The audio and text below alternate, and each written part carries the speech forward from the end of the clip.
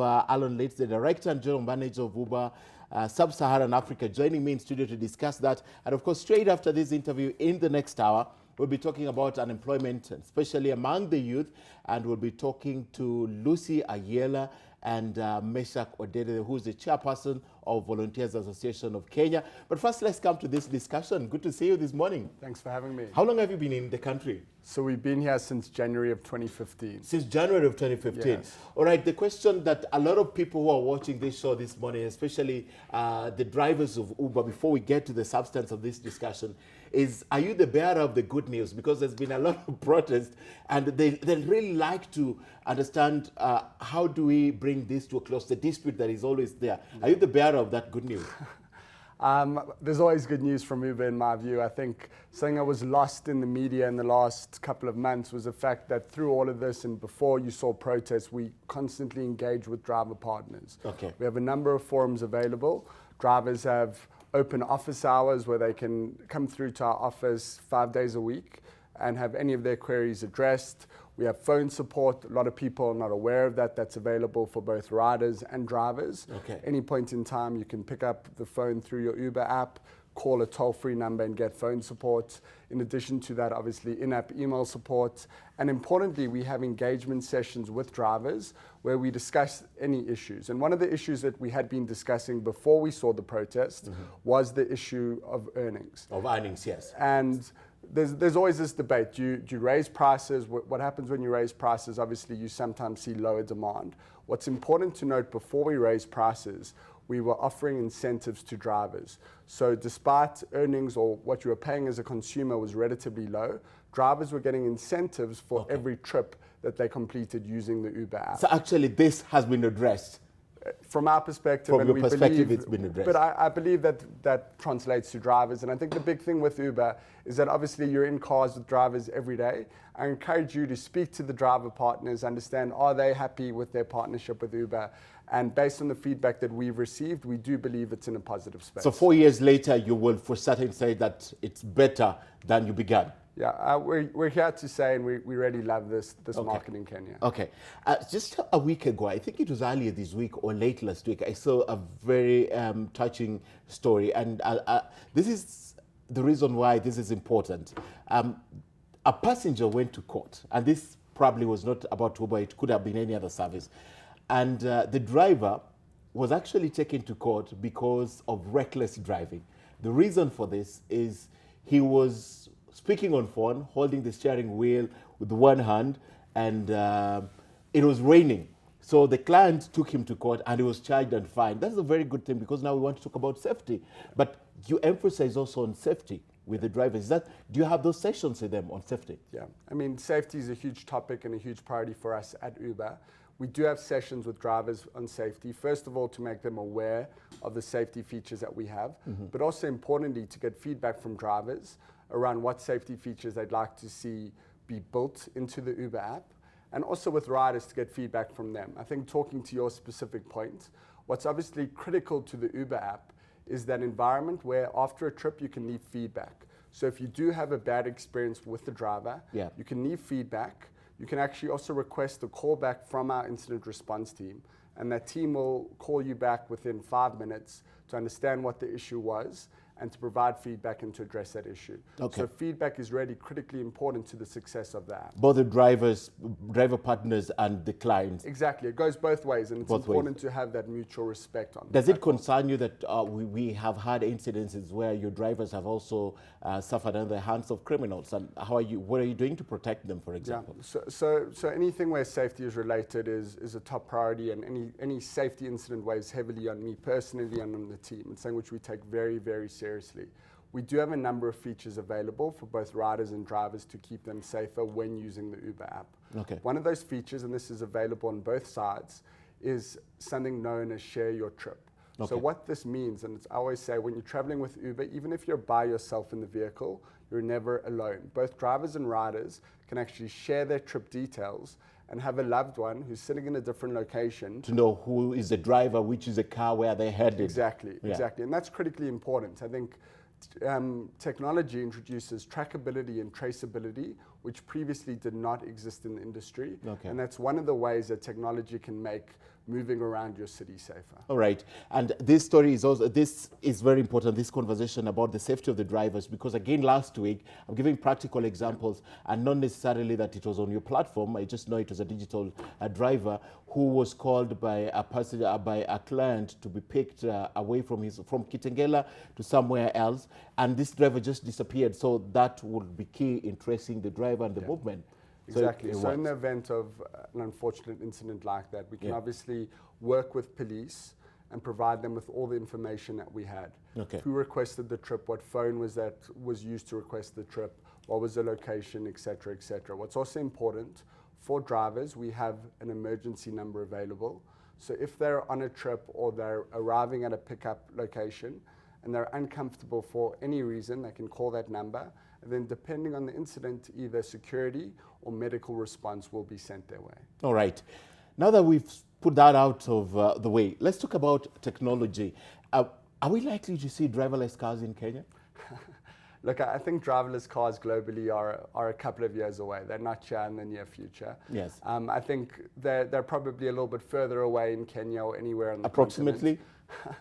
10 years plus, I would say, would be my best guess. Okay. I think an important thing to note about driverless technology, though, is that it's not going to happen one day we're going to see drivers or human-driven transport, and the next day we're going to wake up and it's going to be completely driverless. Mm-hmm. I think the best analogy or comparison I've ever heard is that with driverless technology, if you think about banks and ATMs, what is an ATM? An ATM is an automated teller machine. Yes. Despite ATMs being around for a number of years, we still have banks and bank branches. So you've got a combination of machine and people. And we see the same thing happening in the driverless world, where it'll be a combination of human-driven transport and driverless technology. So it's not going to happen overnight. Okay. And I think another important point is that people often say, why is Uber looking at driverless technology? What about all your driver partners? What would happen to them?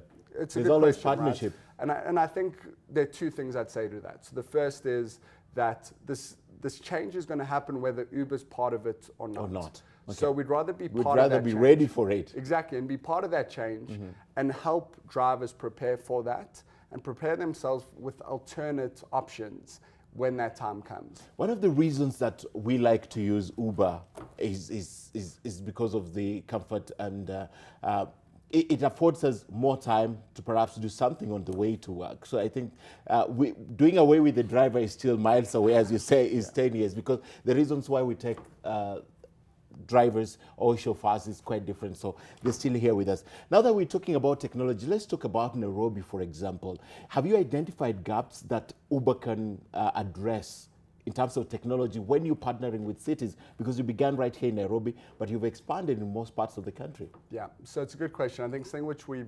announced earlier this year is a product that we have called Uber Movement and Uber Speeds. And what we've done here is actually made a lot of our data available for free to the public. We've done this in partnership with different organizations, where you can go into this database and you can see how long it takes to travel across different areas of the city, what the speed is actually on that road, and our city planners can use that information when it comes to traffic planning, when it comes to city management, city planning. Okay. So if you had to think about them going out and collecting that data, that's obviously a very expensive exercise, but this is something, given our partnership with cities, given our commitment to Kenya, to Nairobi, we're making available for free to the public. Okay, you make it available for free to the public, but the gap that I'm talking about is if you go to developed countries, especially in terms of technology and even motor vehicles used, in Kenya it's still very basic. Yeah. Are you moving to that area where you would require particular technology in the motor vehicles before you allow them on the road, or to just be using the basic ones? Yeah. So I think something which we do is ensure that there are vehicle inspections to ensure that vehicles are roadworthy, etc., before they're able to use the Uber app. Obviously, we rely on that feedback that we get after any trip. So you can have a vehicle inspection up front, but 6 months later, maybe the state of the vehicle has changed. Yes. So it's important that we get that feedback in real time. And the best way to get the feedback is through the rider community, who are, thankfully, we appreciate this, very engaged in giving feedback. I think talking about how we adapted the model in Kenya, I think something which we've recently announced in Kenya is actually a toll-free number, which you can call If for whatever reason you're not comfortable using a smartphone to request a trip, you can call a number, and then you are sent the driver's details, the vehicle registration details. That's available. Okay. And Kenya is actually the only market in sub-Saharan Africa where that you're taking care of that. People without smartphones. Exactly. Yes. We've also got a product called Uber Lite, which is the same Uber app, except instead of it being quite a heavy app to download, it's very light, about 5 megabytes or so to download. You have it on your phone. Exactly, and it works much better in environments with low network connectivity. So that's another product that we've launched. You'll see in the background the Uber Chap Chap product that was a first for us globally, something that I know our CEO has been asked by global analysts post the listing. So it's something which is really grabbing global headlines and people are very excited about. Obviously, we got the Boda Boda product. We've got tuk-tuks available in Mombasa. So it is very important that wherever we are, we have products that fit the local environment. We don't take a one-size-fits-all approach. That's a very important way of looking at it, because I'm wondering, you adopt technology to suit the market, but where do you develop this? Do you give an opportunity to the locals to develop this? So we do develop all of our technology, and this is not anything specific to Kenya. Everything's developed centrally out of San Francisco. We do have a small engineering hub out of India. What's important to note, though, is that we don't just develop the technology there in isolation and build products based on conditions in San Francisco, because that's very different, obviously, to conditions in Nairobi, in conditions in Bombay or Johannesburg. We have engineering teams that go out, visit different markets, and critically important, we have teams on the ground in every city where we operate. And it's very important that those teams provide the feedback to our team centrally to ensure that they can adapt the product. A great example, and Kenya was one of the first countries globally for Uber to do this. It was actually a week between Kenya and India. But Kenya were critical in making the business case to launch cash for Uber. Before we did that, cash was a no-go for Uber. We thought that everything about Uber was about that seamless experience where you get in the car, your credit card or check card details would be loaded, and at the end of the trip, you just get out. But what we were hearing from riders and drivers actually in Kenya, and this was around January, soon after we launched in 2015, that they wanted a cash option. They either did not have a credit card that could transact online, or there was a distrust of online payments. So it was very important that we tested that, and we tested it for a 3-month period in Kenya, and the results were overwhelmingly positive. So I think that's a very good example of how we get feedback locally, we provide that feedback to our engineering teams, and then we build products that we can scale globally. As I mentioned, Kenya was really the first market globally to do this, and now we have cash all over the continent. You've allowed it all over the continent. All over the continent, and really because Kenya was the first market to make that business. And it worked for you. Exactly, it was critically important. And we've got it across other emerging markets all over Latin America, in India, and so on. Your initial market, the first market you had, the US market, it was big on cards. And in the US, the transactions are always cashless. How difficult was that, adapting it to the rest of the world? You still have a lot of people hitting on credit cards and such, not cash though. Look, it's a combination. It's a combination, but the balance, where does the balance tilt? In Kenya? No, outside Kenya. Outside Kenya. So look, it depends. I think outside Kenya, it's still cashless. Cashless, is the majority. But on the continent, it has been critically important to us to have cash as a payment option. And the majority of transactions on the continent are actually If only we knew how much that will also be an additional security to us to go cashless. But anyway, aside from that, you mentioned the toll-free number. That brings me to the next question before I go back to your partnership with the cities. Now that you have a toll-free number that I can call if I don't have a smartphone, then does that call to the review of termination charges on your app? If I decide to cancel my driver, because now you're offering it free on toll, won't you do that? Yeah, so cancellation charges, you can actually get those refunded in the app without speaking to anyone. So if you go into your trip history using the app, click on the trip in question and say you had a problem with that cancellation charge, it will usually be refunded to you without any questions asked. So I would suggest do that as a starting point. That being said, if you go to the app and you look for that toll-free number, you can phone support, and they will talk you through that process. Oh, great, great. I think that I didn't know that I can get it, regardless of the reason I gave. Yeah. Took too long to arrive. I don't like that car. I didn't like I have friends who say I cannot use a female driver or a male driver. Okay. They prefer a certain. So, for example, now that you're in Nairobi, what in terms of technology are you looking for in Nairobi, for example? If you give me just one example of Nairobi, what would you be looking for? Yeah, so I think what's critically important to us is always finding ways to innovate. And one of the things that we've done is around safety. So we've actually just announced a new safety feature that's available to riders. Okay. That's called Ride Check. So what Ride Check. Ride Check, okay. Exactly. So what does that mean? When you're on a trip, obviously you enter your destination, and the app will then calculate what do they think the route will be for you to go from point A to point B. Yes. And if they see that you're on your way, and all of a sudden you've stopped for 10 minutes, you're not moving, that doesn't seem right. So what will happen is that you'll automatically be prompted by the app, and they'll ask, is everything okay? Okay. And obviously maybe you'll say, no, I'm stopping to get a drink as a client. Okay. It happens on both the rider and the driver's side. Okay, okay. And if you say everything's okay, then no problem.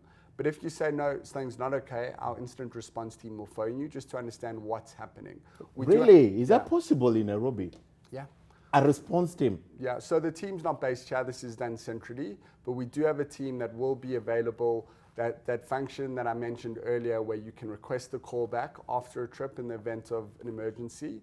You can do so on the trip in the event of an unplanned stop, or say the driver takes a slight turn off the road and you're not quite sure why they're taking that route. Okay.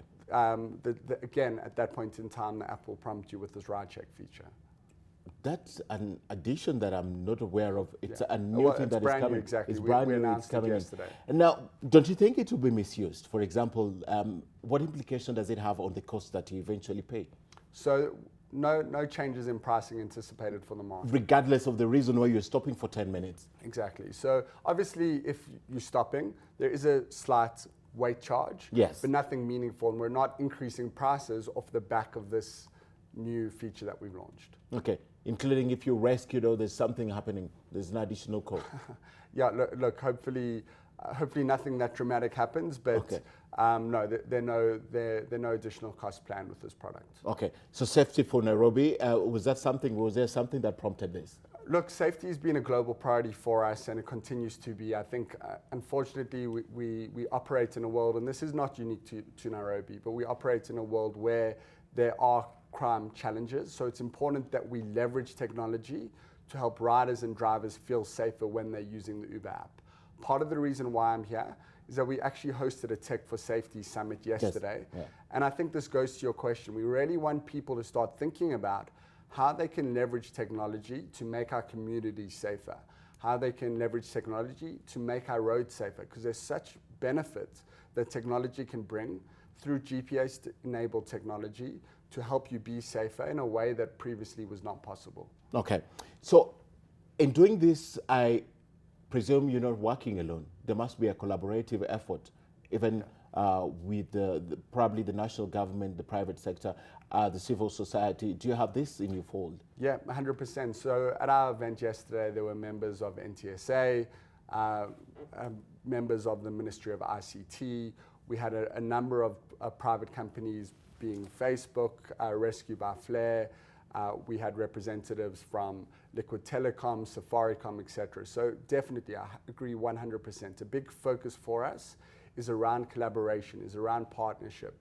We're not going to do things by ourselves. We want to do things together to bring more value to riders, to drivers, and make our cities better. Okay. So how much of their involvement do you allow, or it's just bringing them together to show face, we're doing this together with you, but how much of their involvement do you take into consideration? So it's critically important. I think we're discussing, for example, new product launches. We're not going to do that in isolation. We don't want to launch a product and then the next day NTSA to say to us, you're operating outside the realms of the regulation. Okay. Or the Ministry of Transport to turn around and say this is not allowed from a regulatory perspective. I think what you'll see from Uber is an approach where we're more proactive in our engagement to ensure that governments understand where we're coming from, but importantly, we understand where they're coming from, and we find a world where we can operate within the realms of regulation. All right, I have a concern here from one of the viewers, and probably he's involved deeply with your services. He says driver security should be insisted, because this is Gitao Huho. He says the driver security should be insisted on, because now that we're in December, and as you know, Kenny, in December crime rates soared to about 100%. We need to be convinced that it's very safe for the riders, drivers, and even to share the apps. And the safety is key for the drivers. A lot of words. Yeah, but that's a concern. Look, safety is key for us as well. And again, that's why we hosted the summit. That's why we're constantly bringing out new features. As I mentioned, for drivers specifically, we have that emergency number. They can access it both on the rider and the driver side. You'll see when you've got the app open and you're on a trip, a little shield, and that's our safety center. So in the event of any safety emergency, click on that shield and you'll see what's available to you. But when you're under duress, how long do you have to even do that? Yeah, so on the driver's side, I encourage you to save the number on your phone. You can save that number and try call it. I understand that it is a challenge when you're under duress, to your point. That being said, we're always looking at ways to bring new innovation to the market, and we're working on some product innovation, hopefully, which we can announce in the coming months. On the balance, where do you enhance safety? Both of the rider and the client and your drivers, or you emphasize on one end more than the other? No, look, it goes on both sides equally. I think what's important to us is that safety never stops. And it's important that we don't just say, sit back. We're not sitting back here and saying we've solved everything. We're not sitting back here and saying we've done everything that we can. We're saying that we're committed to safety. We have done a lot and we're proud of what we've done. But we're not saying that we're going to stop. We're saying we're going to continue to invest in safety and continue to innovate there. Okay. I want to talk about the conference, and I know you had a successful one in South Africa. Yeah. What are the parallels you're drawing from both of them? Yeah. The Kenyan one and South African. So in South Africa, we also hosted this in conjunction with the Ministry of Digital Communication and Technology. They have a Ministry of Digital Communication and Technology? Yeah. All right, okay. Now, what's the equivalent in I would say ICT. ICT, yeah. Okay. So obviously we had the members of the ministry from ICT here. One of the representatives moderated a panel, and someone else was on one of our panels earlier in the day. So I think what's critical to us is that partnership with government, that we can find ways for both private sector and public sector to partner together, identify challenges, and find ways to innovate using technology. Okay. So I think that would be the key parallel for me. I think the other thing which was very exciting for me to see is that the ideas which naturally flowed during the day, where people were identifying ways to leverage technology to make communities safer. I think people are, we know that innovation is really born out of necessity. To your earlier point, unfortunately, crime is a reality. So I encourage people, and one of the objectives that we had was to get people thinking about how they can leverage technology to make their communities safer. So that's really a challenge that we put out to everyone. All right. Still on technology, when you came in, it was just initially Uber, and then there are several others that have come in. The reason why I'm asking this is the Jack Ma's Netpreneurs Summit just ended, the award ceremonies, and there was no Kenyan. Do you work with Kenyans in terms of developing this? I know you said it's central in San Francisco, but do you work with Kenyan entrepreneurs and people who are just involved with you in terms of even developing this technology to encourage them even to be more innovative in what they do? Yeah, so I think that's a great question, and something which we are committed to do. We want to engage more with the local startup hubs around the city. Previously, we were at CC Hub, so we had a relationship with some of the startups in the location. And that is something which we want to do more of next year, actually, in South Africa, off the back of the Tech for Safety Summit. We hosted a hackathon where we worked with local university students to develop an app focused on safety. When I go back to the Uber movement data that I mentioned, we're looking there to actually work with startups, with data scientists in Kenya, to use our data around traffic movement in the city, to use data sources from the NTSA, from other private companies, combine that data and see how they can actually predict where accidents will occur in a city, in Nairobi, and then hand that information over to NTSA, to other authorities, to try and make our city safer. So we are always looking at ways. And I think another point here is that we are open. We've got an office here. We've got a local team here. If any individuals have ideas, if they have opportunities to collaborate, we welcome those. You will? Okay. We have partnered with Rescue by Flare. That's one of the organizations that we've partnered with, obviously a Nairobi-based startup. So very important to us that we do partner with the local community. All right. Talking about safety still, because I'm still on technology, there's the feedback that you give at the end of your trip, and the negative strikes, where do they end? Yeah, so obviously every piece of feedback is critically important. I think the first point is I often hear from people that here I work for Uber, one of the things that they say, oh, I love Uber, but, and then I know there's a story coming which was not perfect. Okay. Then I say to them after that, did you leave feedback after the trip? And often the answer is no, I felt too bad for the driver. And it's obviously very important to us that we get that feedback when things don't go as you hope for. Okay. Because if we don't get that feedback, we can't act on it. Something which is important to us is that we have a 24/7 incident response team that are monitoring that feedback, and if we do receive negative feedback, that is addressed. We have community guidelines which exist for both riders and drivers, and if either riders, and importantly again here, it goes both ways, if either riders or drivers are found to fall foul of those community guidelines, we will take action. Okay. And so have you had situations where you've had to deregister driver because the strikes are so negative? Yeah, I mean, we do take feedback seriously, and as I mentioned, if there is an incident which goes against the community guidelines, we will terminate our partnership with a rider or a driver. Okay. I want to talk about data protection because you hold a huge profile, and right now you have a lot of information of individuals in your profile. Kenya is also moving to get a law on data protection and all. I'd like to talk about that, but let me take you back to the Kenyan summit and the one that you had in South Africa. Are the markets similar in any way? Yes, I would say there's similarities. I think the big things that we see as similarities is that I think and this rings true across the continent, and it rings true for Uber, but I believe that the value that we bring across SSA is higher than the value that we bring in a city like New York or London. Why do I say that? Firstly, on the rider side, for the market who would ordinarily rely on their own vehicle to move around the city, yes, there was taxi, but it was quite difficult to get a taxi before Uber launched. Your wait times were relatively high, and your pricing was quite high as well. Yes. Now, with Uber, with other apps that have been launched, pricing is much more affordable and wait times are much lower. You can now move around your city, usually in an average wait time of 5 minutes or less. Okay. And I believe that that's quite a game changer for the city, and that now for the first time provides an alternative to car ownership. If you ask me what do I think is the biggest competitor to Uber in either South Africa or Kenya, I would say it's a private vehicle.